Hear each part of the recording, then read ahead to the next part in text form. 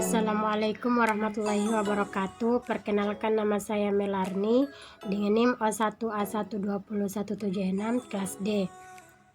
Pada kesempatan ini saya bersama teman kelompok saya akan membahas materi mengenai metodologi penelitian kesehatan, di mana anggota kelompok saya yaitu Lastri Enda Pratiwi Awaludin, Melarni, saya sendiri, Nur Ida Fiati Rahmadin, Teusi Marcella, dan Wawade Kamaria Putri Sundre.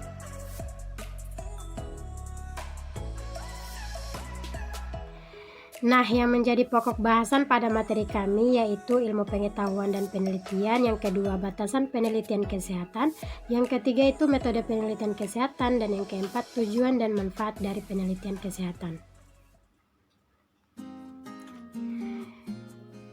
Saya di sini akan menjelaskan materi mengenai ilmu pengetahuan dan penelitian. Nah, ilmu pengetahuan ini adalah suatu pengetahuan yang sifatnya umum atau menyeluruh, memiliki metode yang logis dan terurai secara sistematis. Sementara penelitian adalah suatu kegiatan penyelidikan yang dilakukan secara terencana, penuh kehati-hatian dan teratur terhadap suatu objek atau subjek tertentu untuk memperoleh bukti, jawaban, atau pengetahuan. Kerlinger dalam Wibowo pada tahun 2014 mengutarakan 4 cara untuk memperoleh pengetahuan. Cara yang pertama yaitu metode keteguhan, di mana berpegang teguh pada pendapat yang sudah diyakini kebenarannya sejak lama. Kemudian cara yang kedua itu metode otoritas, yaitu merujuk pada pernyataan para ahli atau yang memiliki otoritas. Kemudian cara yang ketiga yaitu metode intuisi, di mana berdasarkan keyakinan yang kebenarannya itu dianggap terbukti dengan sendirinya atau tidak perlu pembuktian lagi. Kemudian yang keempat adalah metode ilmiah, yaitu berdasarkan kaidah keilmuan sehingga walaupun dilakukan oleh orang yang berbeda-beda namun dapat menghasilkan kesimpulan yang sama. Kemudian tingkatan pengetahuan itu menurut Noto Atmodjo pada tahun 2014 terbagi menjadi 6. Yang pertama itu know atau, yang kedua itu comprehension atau memahami, application atau mengaplikasikan, yang keempat itu analisis, kelima sintesis atau menyusun, merancang, kemudian yang terakhir adalah evaluasi. Jadi untuk tingkatan pengetahuan menurut Noto Atmodjo, yang pertama itu tahu atau know. Pengetahuan yang dimiliki baru sebatas berupa mengingat kembali apa yang telah dipelajari sebelumnya, sehingga tingkatan pengetahuan pada tahap ini merupakan tingkatan yang paling rendah. Kemudian yang kedua itu comprehension atau memahami. Pengetahuan yang dimiliki pada tahap ini dapat diartikan sebagai suatu kemampuan menjelaskan tentang objek atau sesuatu yang benar. Kemudian yang ketiga adalah application atau mengaplikasikan. Pengetahuan yang dimiliki pada tahap ini yaitu dapat mengaplikasikan atau menerapkan materi yang telah dipelajarinya pada situasi kondisi nyata atau sebenarnya. Kemudian yang keempat adalah analisis, kemampuan menjabarkan materi atau suatu objek ke dalam komponen-komponen yang ada kaitannya satu sama lain. Selain itu, yang kelima adalah sintesis atau membuat. Pengetahuan yang dimiliki adalah kemampuan seseorang dalam mengaitkan berbagai elemen atau unsur pengetahuan yang ada menjadi suatu pola baru yang lebih menyeluruh. Kemudian yang terakhir adalah evaluasi. Pengetahuan yang dimiliki pada tahap ini berupa kemampuan untuk melakukan justifikasi atau penelitian terhadap suatu materi atau objek. Baik, itu saja yang dapat saya sampaikan. Materi selanjutnya akan dibawakan oleh rekan saya. Kepadanya saya persilahkan. Perkenalkan, nama saya Deyuci Marcella Rama dengan NIM O1A1202211. Di sini saya akan membawakan materi metode penelitian kesehatan. Metode ilmiah merupakan hasil sintesis dari proses berpikir ilmiah berangkat dari suatu permasalahan yang perlu dicari jawaban atau pemecahan masalahnya melalui kajian data empiris dalam suatu langkah-langkah kegiatan ilmiah atau penelitian. Kemudian skema penelitian kesehatan. Proses tersebut dilakukan secara menemukan masalah penelitian yang mendorong untuk dicari pemecahan atau solusinya. Yang kedua, menyusun kerangka permasalahan dalam bentuk rumusan masalah yang jelas batasannya. Yang ketiga, menyusun pemecahan masalah dalam bentuk dugaan sementara yang disebut hipotesis. Yang keempat, melakukan pengujian terhadap hipotesis yang telah diajukan. Hasilnya ada dua kemungkinan, yaitu hipotesis diterima atau ditolak. Yang kelima, merumuskan pemecahan masalah berdasarkan hasil uji hipotesis. Berikutnya, tahapan penelitian sebagai implementasi dari metode ilmiah. Yang pertama, menguraikan masalah penelitian dalam latar belakang penelitian, kemudian dimerumuskan dalam bentuk pernyataan atau pertanyaan penelitian. Kemudian melakukan telaah pustaka dengan mencari teori dan materi-materi terkait topik penelitian serta menyusunnya ke dalam tinjauan pustaka. Berikutnya, pada penelitian kuantitatif perlu disusun hipotesis sebagai dugaan sementara yang nanti akan dibuktikan kebenarannya melalui uji statistik. Dan yang keempat, menentukan desain penelitian yang sesuai dengan tujuan penelitian. Kelima, menentukan populasi dan sampel, cara pemilihan sampel, serta menghitung besar sampel. Yang keenam, menyusun instrumen penelitian dan cara pengumpulan data. Yang ketujuh, menentukan variabel penelitian, definisi operasional, cara ukur, skala ukur, dan hasil ukur variabel penelitian. Yang kedelapan, menyusun jadwal dari mulai tahap persiapan, pelaksanaan, dan penyusunan laporan, serta menyusun biaya penelitian yang diperlukan selama penelitian.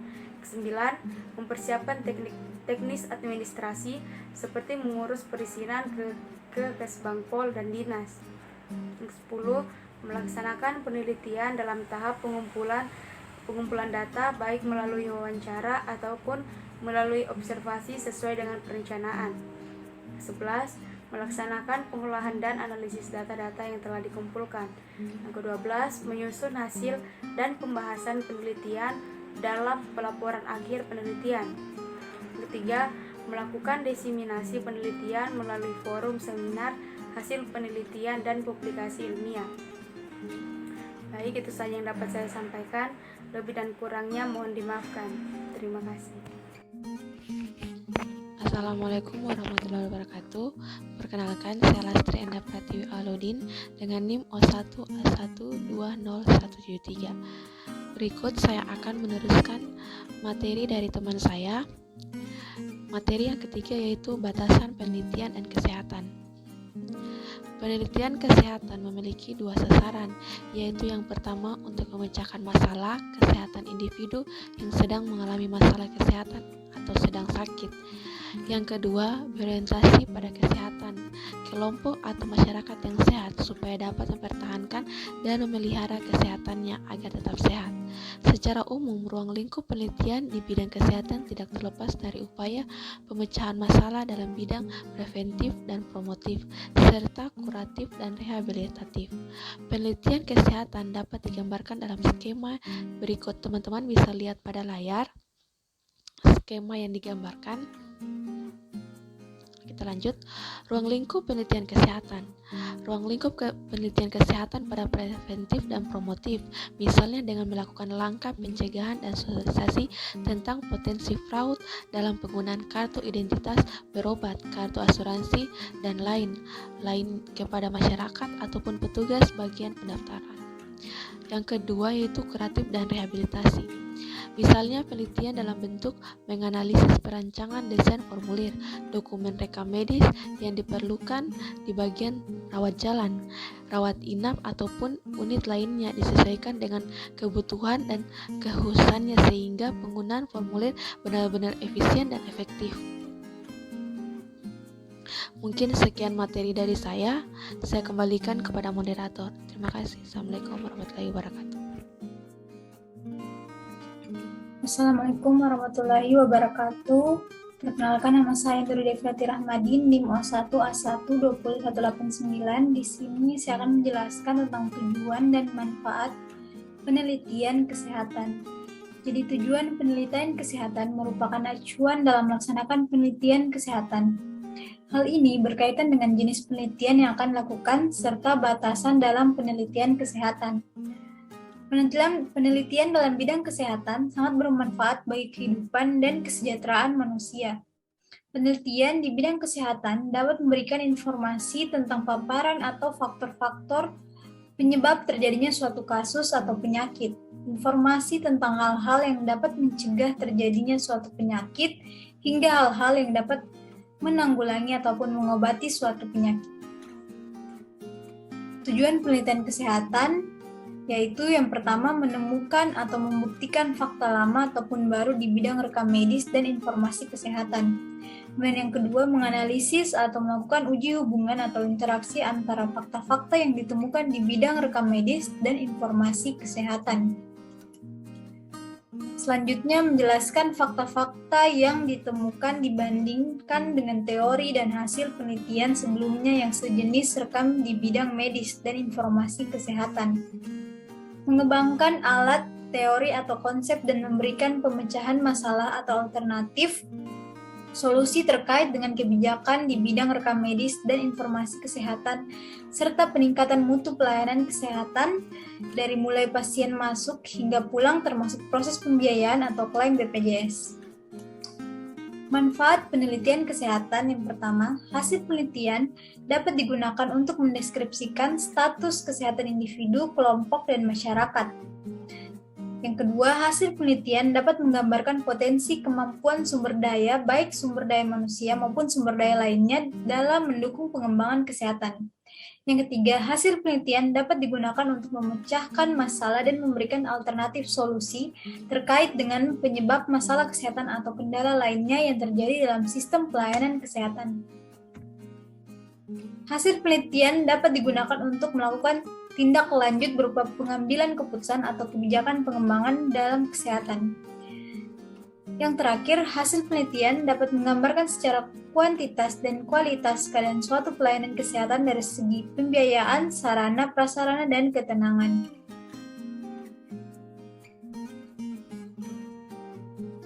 Itu tadi materi dari saya kembalikan ke moderator.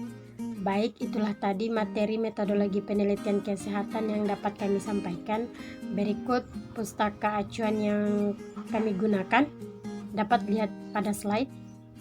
Terima kasih atas perhatiannya. Saya akhiri. Wassalamualaikum warahmatullahi wabarakatuh.